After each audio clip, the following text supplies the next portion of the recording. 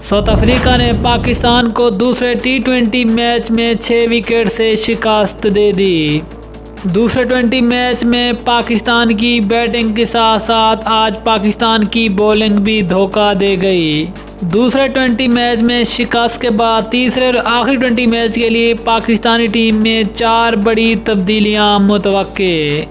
दूसरे 20 मैच में खिलाड़ियों की कारकर्दगी को देखते हुए आखिरकार आखिरी मैच में कौन सी 4 तब्दीलियां होंगी पाकिस्तान की प्लेइंग 11 में, मुकम्मल तफसील जानिए इस वीडियो में।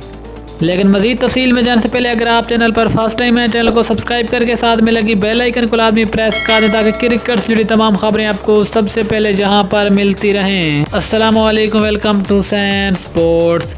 आपको तफसील से आगाह करते चलें कि साउथ अफ्रीका ने पाकिस्तान को दूसरे 20 मैच में 6 विकेट से शिकस्त देकर सीरीज 1-1 से बराबर कर ली है। आपको बताते चलें कि इस दूसरे 20 मैच में शिकस्त के बाद आखिरी 20 मैच के लिए पाकिस्तान की टीम में 4 बड़ी तब्दीलियां होने वाली हैं। दूसरे 20 मैच में खिलाड़ियों की कारकर्दगी को देखते हुए ये वाले 4 खिलाड़ी आखिरी मैच में पाकिस्तान की प्लेइंग 11 का हिस्सा नहीं होंगे। इन 4 खिलाड़ियों में इफ्तिखार अहमद, खुशदिल शाह, फास्ट बॉलर हारिस रऊफ और फास्ट बॉलर शाहीन शाह अफरीदी शामिल हैं।